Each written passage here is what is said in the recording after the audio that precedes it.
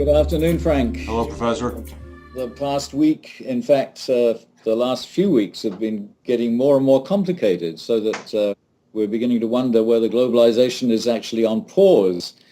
If we thought we knew what was going on all over the world, and yet we lose an airplane. Yes. The Russian Federation seems to be backtracking on the general process of what should I say, the way states are have been interacting with each other more and more easily. Mm-hmm. And what else? The Palestinian negotiations probably broken down. Yeah, they definitely Egyptians seem to have gone back to the way things were before the Arab Spring, and Parvez Musharraf doesn't seem to stand a chance of getting a fair trial. Well, Can you think of anything else? he may not stand a chance of surviving. There was apparently an assassination attempt at his convoy today. Yeah, Yeah. Well, yeah, yeah. it's very. But was straight. Are you still there? I am still here. Okay. Right.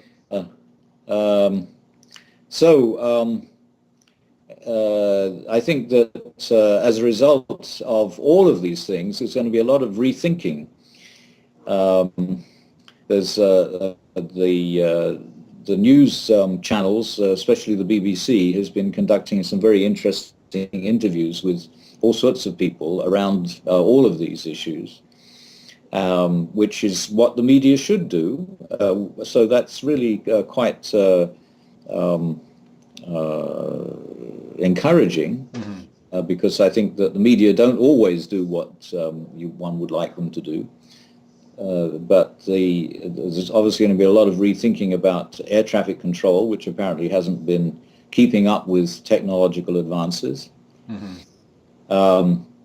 And then of course there's the Saudi king who may be on his last legs. Yes. Yes. And that obviously has a big, very important connection with what's going on in Syria and in the rest of the Middle East. So everything seems to be in much bigger chaos than it was a week ago or last time we talked. Yeah. There was also something very interesting. Not so much for the initial part of what he said. In this case, Bill Clinton, but for the end line of his remark, he apparently was being interviewed by one of the late night TV people, and they somehow were talking about, of all things, aliens. And Clinton said that when he became president, he did in fact have somebody check on Area 51. He said, I wanted to make sure there were no aliens that the government had out there. But then he went on to say that I do think, given the universe and its size and everything, that obviously there would probably be a good chance that there's other intelligent life. And then he said this. He said, I do think, though, that if and when we ever are contacted by other intelligent life, it would go a long way toward galvanizing the attention of all humanity on one thing and lift us all above these disagreements and ridiculous differences that we're experiencing and have been experiencing over the past generation. And it just struck me that that's sort of something we've always talked about. Like, what will it take, to get everybody's attention? One study after another study comes out about global warming and what the inevitable effect is going to be. There was one this week that was particularly dire, in which the professor at Princeton, who was one of the lead researchers, said, our goose is already cooked. All right. So and it just struck me that if Clinton, who is a person of no small influence, has this thought and feeling, what do mere mortals think? It's impressive that Clinton should have said something like that, actually. Yep. Of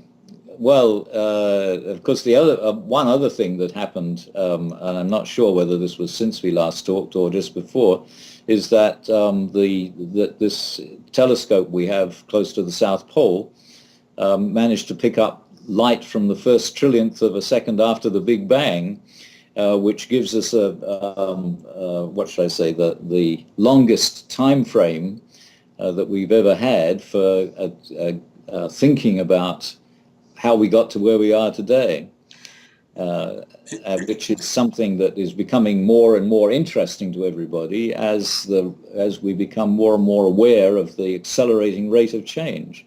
Indeed, and one of the I think the main summations out of this is that the universe is still expanding rather than contracting at an incredible rate of speed. Yeah, yeah. Um, now that the way my mind works as I think about all these things is that in this world, if we probably better stay with this world in our discussions, the actual differences between different communities in different parts of the world in where they stand on the trajectory of accelerating change gets bigger and bigger. So there's a bigger and bigger difference between the societies that are moving ahead fast and adapting to new possibilities, and those that are behind on the trajectory and are desperate to hold on to things as they knew them in the past. Mm-hmm. Mm-hmm. And I think probably Saudi Arabia, or much of it, is in the latter category, whereas, of course, parts of the Western world and not many other parts of the rest of the world are in the former part. Mm-hmm. And it's those differences and the increasing distance between them that makes things more and more dangerous for the future. And one wonders where Putin is on this. But I imagine you saw the cover of the recent Economist with him bare to the waist in the cockpit of a tank. Yes, yes.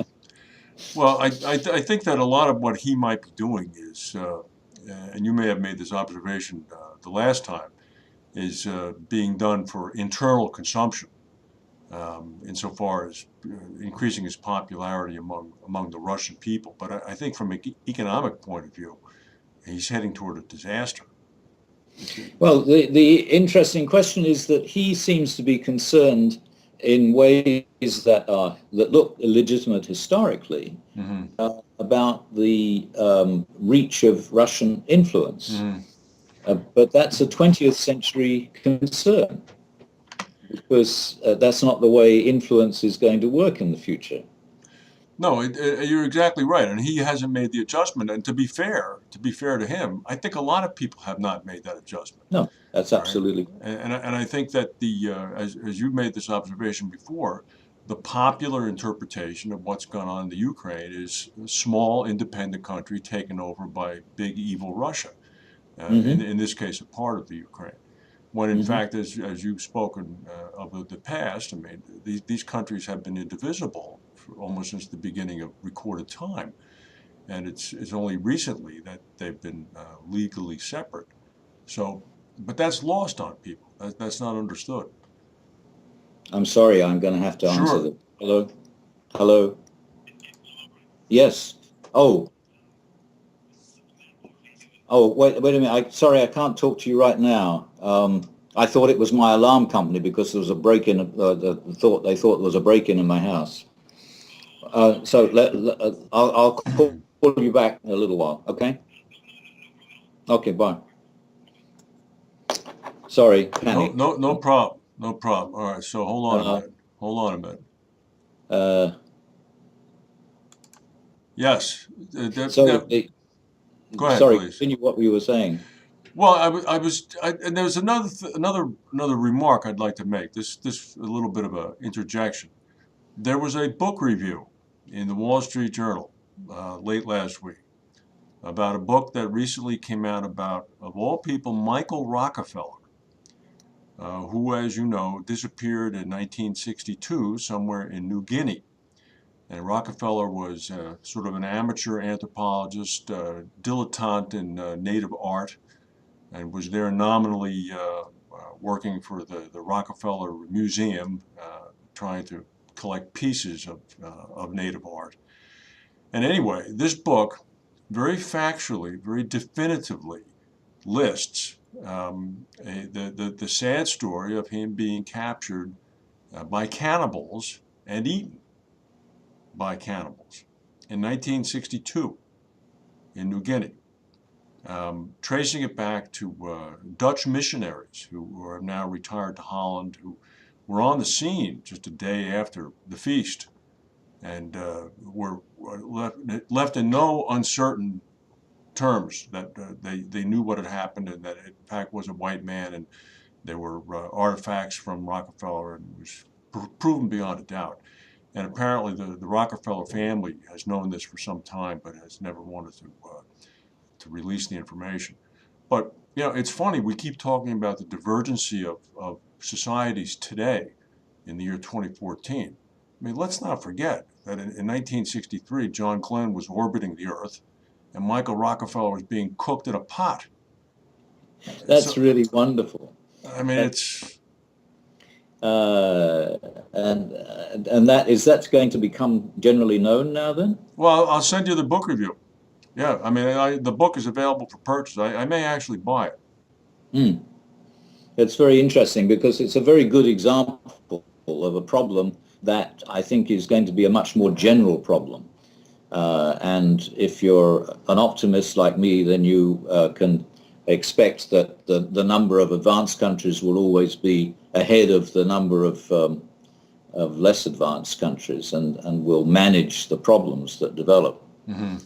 But it may be touch and go some of the time.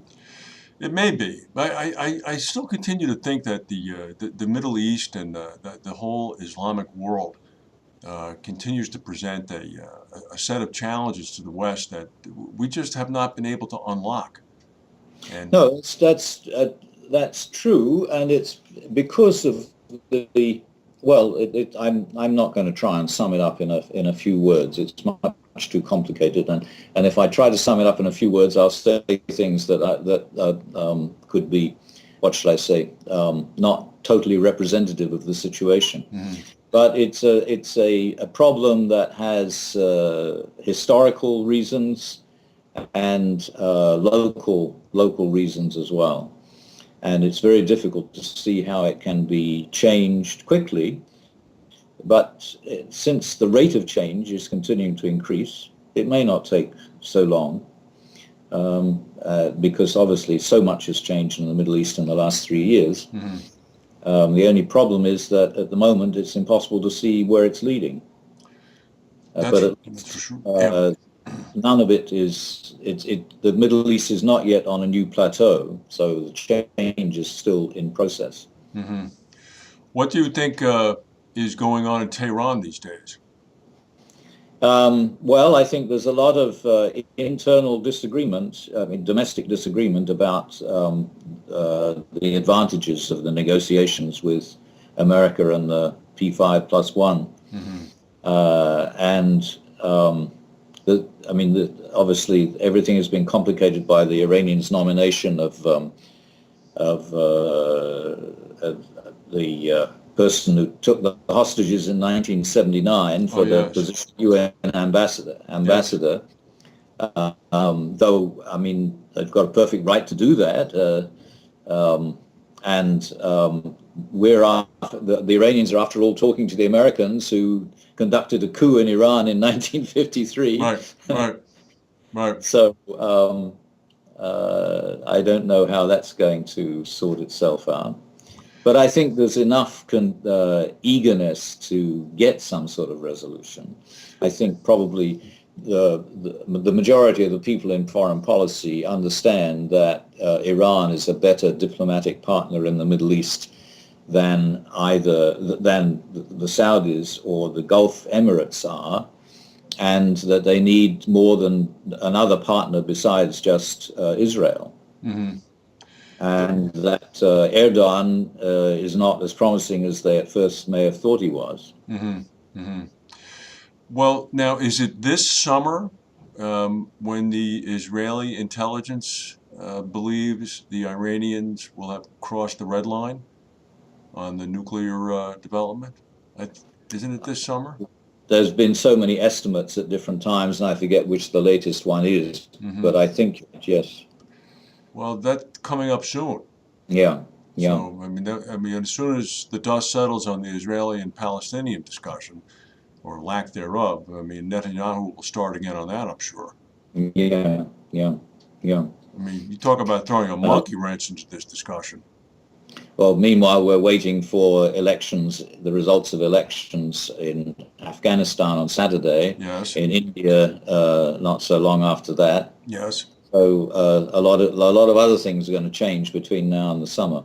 I was very surprised at the election results in Turkey. Yes, that was surprising. I mean, I guess the Western Gallup polls and everything don't really work over there. No, but despite the results, nobody has come out and said that Erdogan's position is really strengthened again. Mm-hmm. So I'm not quite sure what it means. Nor has he or anybody else made a pronouncement that we're heading back to the 13th century either. No. So No. it's I think they're sort of, I mean, they may be as surprised as anybody. So maybe there's an acceptance of a new responsibility that they have now. Yeah. So the Chinese president is continuing his war on graft, and now he's extended it to the military. Yeah. So I guess he has a pretty firm hand on the rudder over there now if he's taking those steps. Yeah. Yeah. Yeah. Well, you have a personally busy day as well, and we'll look forward to talking to you next week. Thank you, Professor.